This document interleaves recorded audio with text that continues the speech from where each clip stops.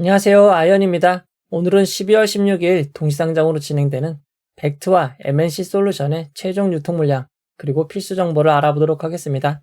MNC 솔루션은 설상가상, 벡트는 기본은 이라고 제목을 정했는데요. 왜 이렇게 이야기하는지 빠르게 알아보도록 하겠습니다. 먼저 일정입니다. 벡트와 MNC 솔루션은 12월 16일 월요일 동시상장으로 진행이 됩니다. 지난 11월 18일 MOT와 SKM 이후 오랜만에 일반 공모주 동시상장입니다. 다음 주는 화요일을 제외하고 매일 상장이 있으니 참고하시기 바랍니다. 이어서 우리사주조합 실권을 확인해 보도록 하겠습니다. 벡트는 우리사주조합에 배정된 주식이 없어 우리사주조합 실권이 발생할 수 없습니다. 그리고 기관 투자자분들의 실권도 없었습니다. 벡트의 균등 배정 주식수는 6.84주였습니다. 따라서 청약하신 분들은 모두 배정을 받을 수 있었습니다. 이어서 MNC 솔루션에 대해서 알아보도록 하겠습니다. MNC 솔루션은 코스닥이 아닌 코스피 상장 종목이기에 전체 배정 주식의 20%가 우리사주조합에 배정이 되었습니다.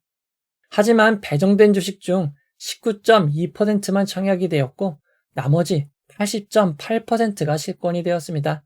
실권된 수량은 일반 청약자에게 우선 배정이 되었고 남은 수량은 기관 투자자에게 배정이 되었습니다. 지난 청약 영상에서 MNC 솔루션은 우리사주조합 1인당 배정 규모가 1억 원이 살짝 넘는 규모이기에 실권 가능성이 높다고 미리 이야기 드렸습니다. 어느 정도 예상된 실권이긴 하지만 실권 규모가 매우 어마어마했습니다. 우리사주조합 1인당 청약 규모는 2,087만 원으로 조금 저조한 편이었습니다. 이어서 기관 투자자들의 실권을 확인해 보도록 하겠습니다. 청약에 참여한 기관 투자자들은 198곳이었지만 한기 기관이 납입을 하지 않아 실권이 발생했다고 밝혔습니다. 기관 투자자들은 배정된 수량을 받지 않으면 불이익이 발생하는 만큼 우리사주조합에 이어 기관 투자자마저 실권이 발생한 건 매우 큰 악재로 볼 수 있습니다. 일반 투자자분들도 추가 납입을 하지 않아 일부 실권이 발생했습니다. 해당 주식들은 모두 KB증권, 삼성증권, 키움증권이 나눠서 인수를 하게 되었습니다. 이어서 일반 청약자 배정을 확인해 보도록 하겠습니다. 이번 청약의 균등 배정 주식수는 3.52주에서 8.16주였습니다. 청약하신 분들은 모두 배정을 받을 수 있었습니다.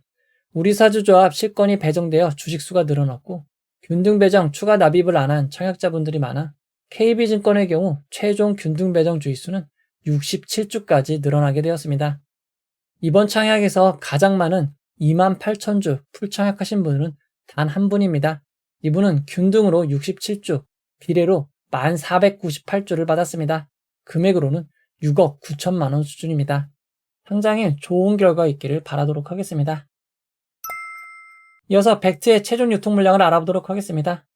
벡트는 공모가 3,900원 기준 상장 시가총액이 535억 원입니다. 규모가 매우 작은 회사입니다. 의무보유 하격 신청이 평균보다 조금 높게 배정됨에 따라 최종 의무보유 하격 배정 비율은 13.78%가 되었습니다. 벡트의 최종 유통 가능 비율은 조금 줄어든 31.07%가 되었고 시가총액을 반영한 상장의 유통 가능 금액은 166억 원입니다. 이어서 MNC 솔루션의 최종 유통 물량을 알아보도록 하겠습니다. MNC 솔루션은 공모가 65,000원 기준 상장 시가총액이 5,950억 원입니다. 규모가 매우 큰 회사입니다. MNC 솔루션은 수혜 측 당시 의무보유 하격 신청이 없었습니다. 의무보유 하격 신청도 없었는데 우리사주조합에 대규모 실권이 발생함에 따라 상장의 유통 물량은 오히려 크게 증가하였습니다. 상장의 유통 가능 비율은 24.67%이고 시가총액을 반영한 상장의 유통 가능 금액은 1,468억 원입니다. 이어서 벡트의 주체별 유통 물량을 알아보도록 하겠습니다. 벡트는 상장을 매각할 수 있는 기존 주주가 0%, 일반 청약자가 27.88%, 국내 기관이 60.34%, 해외 기관이 11.78%입니다. 상장을 매각 가능한 해외 기관이 11.78%로 조금 높은 편이지만 상장을 매각 가능한 기존 주주가 없습니다. 벡트는 상장일 공모주주만 매각이 가능합니다. 벡트는 상장일 6개월간 매각 가능한 기존 주주가 아예 없습니다. 공모주주와 신한투자증권 의무인수 물량만 거래 가능한 점 참고하시기 바랍니다. 그리고 벡트의 청약에는 환매 청구권이 없었습니다. 벡트의 상장일 최종 유통 물량을 2024년 최근 상장 종목들과 비교해보면 TDS판보다 조금 더 많고 인스피언, 위츠, 노브랜드보다는 적은 상장일 유통 물량입니다. 벡트의 상장일 유통 물량은 매우 적은 편입니다. 이어서 MNC 솔루션의 주체별 유통 물량을 알아보도록 하겠습니다. MNC 솔루션은 상장일 매각 가능한 기존 주주가 없고 일반 청약자가 27.88%, 국내 기관이 65.82%, 해외 기관이 6.3%입니다. 해외 기관 비율이 많지 않고 상장일 매각 가능한 기존 주주가 없는 점이 장점입니다. MNC 솔루션은 상장 이후 1년간 매각 가능한 기존 주주가 없습니다. 상장 이후 1년간 공모주주 물량만 거래 가능한 점 참고하시기 바랍니다. MNC 솔루션의 상장일 유통 물량을 2024년 최근 상장 종목들과 비교해보면 시메스, 이노스페이스, HNS 하이텍보다 조금 더 많고 산일전기, 아이스크림 미디어보다 조금 적은 수준입니다. MNC 솔루션의 상장일 유통 물량은 매우 많은 편입니다. 두 종목의 상장일 유통 물량을 비교해보면 벡트는 매우 적은 편, MNC 솔루션은 매우 많은 편으로 볼 수 있습니다. 이어서 두 종목의 상장일 주가 범위를 알아보도록 하겠습니다. 벡트는 상장일 공모가 3,900원이 기준 가격이 되고 상한가 400%는 15,600원, 하한가 60%는 2,340원입니다. MNC 솔루션은 상장일 공모가 65,000원이 기준 가격이 되고 상한가 400%는 26만원, 하한가 60%는 39,000원입니다.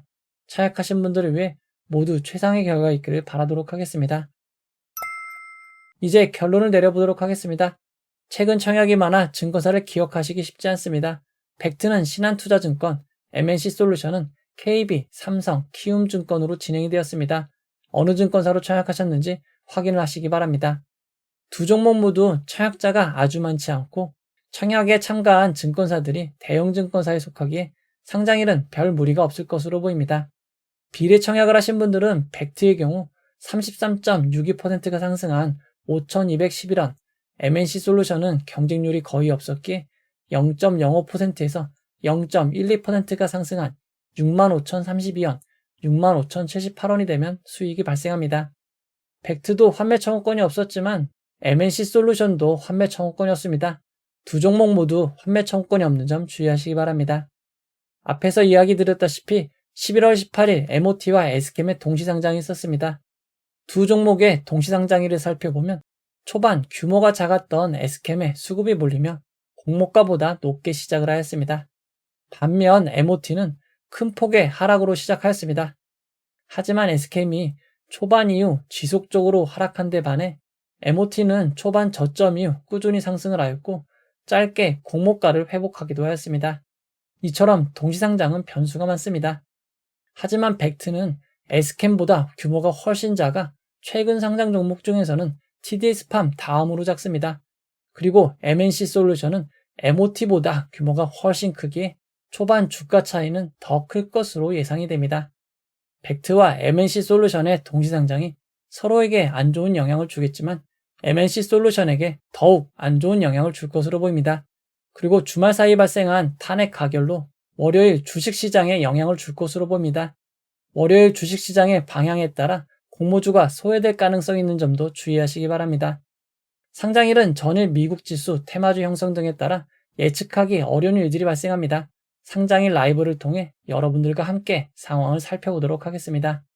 이 영상은 후원해온 여러분들의 후원과 구독자 여러분들의 슈퍼땡스, 댓글을 통한 따뜻한 격려를 통해 제작되었습니다. 항상 고맙습니다. 이 영상은 투자 권유가 아니며 투자는 오롯이 투자자의 판단으로 이루어져야 합니다. 긴 영상 봐주셔서 고맙습니다.